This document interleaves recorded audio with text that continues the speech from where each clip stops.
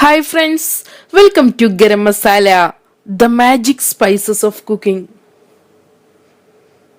Hot and spicy pepper beef curry. ഇന്ന് നമുക്ക് pepper beef കറി എങ്ങനെ തയ്യാറാക്കുന്നതെന്ന് നോക്കാം. ഇതിനു വേണ്ടി നമുക്ക് 1/2 കിലോ ബീഫ് എടുക്കാം. ഈ ബീഫ് നല്ല വേവുള്ളതാണ്.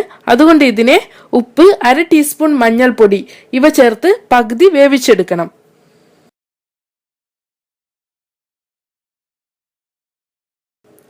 ഇനി നമുക്ക് ബീഫ് കറിയിലോട്ട് വേണ്ട ഗരം മസാല തയ്യാറാക്കാം. ഇതിനു വേണ്ടി വലിയ ജീരകം 1 ടേബിൾ സ്പൂൺ, 4 ഏലക്ക, 4 ഗ്രാമ്പു, 1 ഇഞ്ച് നീളമുള്ള ഒരു പട്ട, 1 തക്കോലം ഇവയെ ഡ്രൈ റോസ്റ്റ് ചെയ്തെടുക്കണം. റോസ്റ്റായി വരുമ്പോൾ നമുക്കിതിനെ പാനിൽ നിന്ന് മാറ്റാം. തണുത്തതിന് ശേഷം നമുക്കിതിനെ പൊടിച്ചെടുക്കണം. ഇപ്പോൾ നമ്മുടെ ഗരം മസാല തയ്യാറായിട്ടുണ്ട്.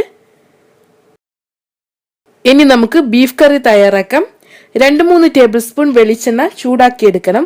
ഇതിലോട്ട് 1/4 കപ്പ് ക്രഷ് ചെയ്ത് വെച്ചിട്ടുള്ള ഇഞ്ചി, വെളുത്തുള്ളി, 3 പച്ചമുളക്, 1/4 കപ്പ് ചെറിയുള്ളി സ്ലൈസ് ചെയ്തത് ഇവ ചേർത്ത് കൊടുക്കണം. നമുക്കിതിലോട്ട് കറിവേപ്പില കൂടെ ചേർത്ത് കൊടുക്കാം. ഇതിനെ നന്നായി ഒന്ന് വഴറ്റിയെടുക്കണം.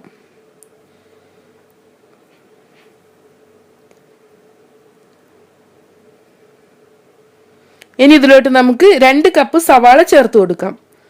ആവശ്യത്തിന് ഉപ്പ് കൂടെ ചേർത്ത് നമുക്ക് ഇതിനെ ഒന്നുകൂടെ വഴറ്റാം. ഈ സവാള സോഫ്റ്റ് ആയി വരുന്നത് വരെ നമുക്കിതിനെ വഴറ്റണം.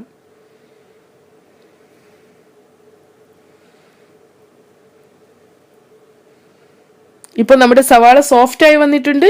ഇനി ഇതിലോട്ട് നമുക്ക് തക്കാളി ചേർത്ത് കൊടുക്കാം. 1 കപ്പ് തക്കാളിയാണ് ചേർത്തിട്ടുള്ളത്.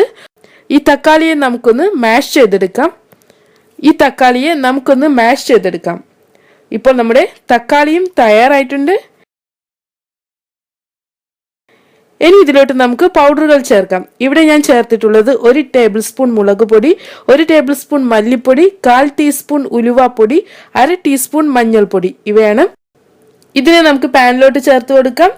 ഇനി ഇതിലോട്ട് നമ്മൾ തയ്യാറാക്കി വെച്ചിട്ടുള്ള ഗരം മസാലയുടെ പകുതി ഭാഗം 1/2 ടീസ്പൂൺ കുരുമുളക് പൊടി ഇവ കൂടെ ചേർത്ത് കൊടുക്കാം. നമുക്കിതിനെ നന്നായി ഒന്നുകൂടെ വഴറ്റിയെടുക്കണം.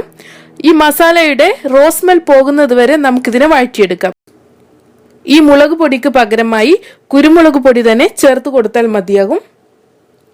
ഇനി ഇതിലോട്ട് നമുക്ക് 2 കപ്പ് വെള്ളം ഒഴിച്ചു കൊടുക്കാം. നന്നായി ഒന്നുകൂടെ മിക്സ് ചെയ്തതിനു ശേഷം നമുക്കിതിനെ തിളപ്പിച്ചെടുക്കണം. ഗ്രേവി തിളച്ചു വരുമ്പോൾ ഇതിലോട്ട് നമ്മൾ പകുതി വേവിച്ച് വെച്ചിട്ടുള്ള ബീഫ് ചേർത്ത് കൊടുക്കാം.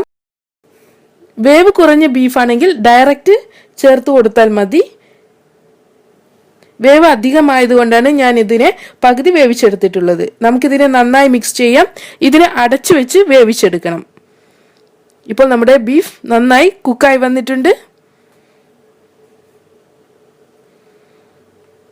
നമുക്കിതിനെ നന്നായി മിക്സ് ചെയ്ത് കൊടുക്കാം. ഇനി ഇതിലോട്ട് ബാക്കിയുള്ള ഗരം മസാല, 1/2 ടീസ്പൂൺ കൂടെ കുരുമുളക് പൊടി ഇവ ചേർത്ത് കൊടുക്കാം. ഒരൽപ്പം കറിവേപ്പില കൂടെ ചേർക്കണം. നമുക്കിതിനെ നന്നായി ഒന്നുകൂടെ മിക്സ് ചെയ്തെടുക്കാം.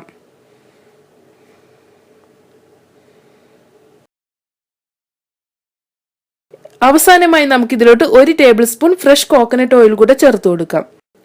ഒന്നുകൂടെ മിക്സ് ചെയ്തതിന് ശേഷം നമുക്കിതിനെ അടച്ചു വെക്കാം. നമുക്കിനി ഫ്ലെയിം ഓഫ് ചെയ്യാം.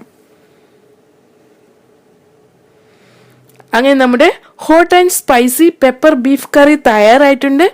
നമുക്കിത് ചൂടോടുകൂടെ തന്നെ സെർവ് ചെയ്യാം. Thank U.